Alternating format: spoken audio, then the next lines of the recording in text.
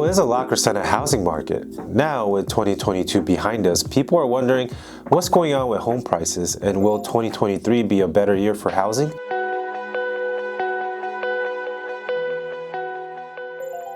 So much happened last year with interest rates and the economy, so today I'm going to do a quick recap of the 2022 market and predictions for 2023. So here are some trends I saw in the final quarter of 2022. First, home prices. Home prices actually dropped about 6% year over year from $1,189,000 to $1,113,000. This was the first time in over a decade we saw a drop. Also, prices trended down throughout the year from $1,338,000 in the first quarter to $1,205,000 in the third quarter. So that was about a 17% drop from the peak. Second, let's talk about activities. The number that really stood out to me were the number of closed sales and new listings, and also the days on market. We only saw about 46 closed sales and 45 new listings in the fourth quarter when we typically see about 70 closed and 70 new listings.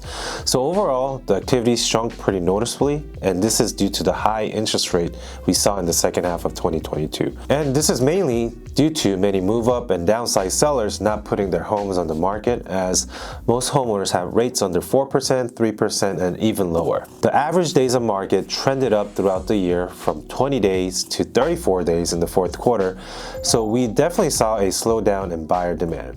And this is a reason why we're actually seeing a lot more inventory on the market today. But it's not that we're getting new listings, but it is actually because homes are taking longer to sell. Also, as buyers became pickier, the delta between so-so homes and good homes was pretty significant. Meaning, homes that were presented well in the market and showed well still got their price, but the other homes, aka funky homes and homes with bad marketing and representation, were the ones we saw sell below market value and where the deals were. So what's in store for 2023 housing market? Will mortgage rates keep rising? The good news is that most experts say that the dramatic rise in rates is likely over. Inflation looks to have peaked and it's been trending down for several months. And as inflation gets tamed, so will the interest rates. Second, will home prices fall? Everyone's asking this question. We've already seen a dip since the peak, and many experts say home appreciation will be pretty flat to moderate throughout 2023. And the amount of pullback we saw actually had to happen considering how fast and high the rates went up, affecting the affordability. And no, there will be no major crash like 2008, like what a lot of the media is saying, because first, there's no foreclosures happening. There were no ninja loans, and most importantly, we still have low inventory still here in my market. It's a simple supply and demand. I believe we are close to the bottom, but may still see some volatility until inflation gets under control. The delta between so-so homes and good homes will still be pretty significant.